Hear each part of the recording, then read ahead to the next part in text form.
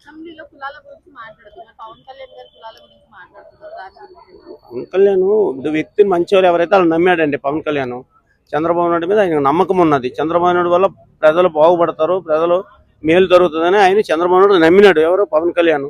ఆయనతో ఫాలో అయితే అవుతాడండి. ఇప్పుడు వీళ్ళు మాటలు జగన్ మాట వినాలా? జగన్ తోటి ఫాలో అవ్వాలా? చెప్పండి. మీ ఇప్పుడు ఎవరైనా చెప్పండి. జగన్ మాటలు ఇంతే అవుతుందా? పరిపాలన అవుతుందా? అవదు కదా. కాబట్టి చంద్రబాబు నాయుడు మాట వింటాడు. ఇప్పుడు ఆయన ఈయన మాట ఆయన వినాలి, ఆయన మాట ఈయన వినాలి. చంద్రబాబు నాయుడు డబ్బులు తీసుకుంటున్నాడు అని అంటున్నారు. అవన్నీ మళ్ళీ అవన్నీ ఏం పని లేని మాటలు అవన్నీ. కానీ పేర్ని నాని కూడా బయటకు వచ్చి ఈ రోజు 11 మంది కాదు మేము 10,000 మంది ఉన్నట్టు మాట్లాడారు. వీళ్ళు బయటకు వచ్చేసిన రోజు కాదండి. బయటకు వచ్చేంటే ఇక మళ్ళీ వెళ్ళకంటూ ఉండే పొజిషన్ లేడు కదా. బయటకు వచ్చేయడం కదా, మళ్ళీ లోపలికి వెళ్ళే పొజిషన్ లేకంటే లేదు.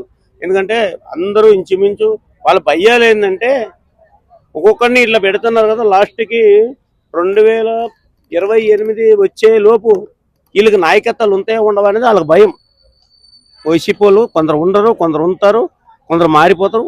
ఇంకా పార్టీ నామరూపాలు ఉండవు. అది ఆల్రెడీ పార్టీ నుంచి చాలా మంది బయటకు వెళ్ళిపోయారు కదా. వెళ్ళిపోయారు. ఇంకెక్కడండి వెళ్ళిన 2 సంవత్సరాలు ఏం కావలేదు కదా. వెళ్ళిపోయారు అంటున్నారు. ఇంకా మరి 2 సంవత్సరాలు మినిమం ఉండాలి. ఉండరు కదా. వాళ్ళకి భయం అండి. ఏం లేదు, పార్టీ లేదు, వైసీపీ పార్టీ లేదండి.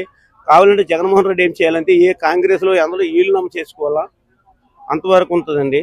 అది మ్యాటర్. ఇంకా కూటమి ప్రభుత్వం మరి 10 ఏళ్ళ తర్వాత కూడా కూటమి ప్రభుత్వము మళ్ళీ జనసేన ప్రభుత్వాలు వీళ్ళు ఏమైనా తేడా వస్తే వీళ్ళ పార్టీలు మళ్ళీ ముందుకు సాగాలి. కానీ వైసీపీ మళ్ళీ లేదండి, నామరూపాలు లేదండి.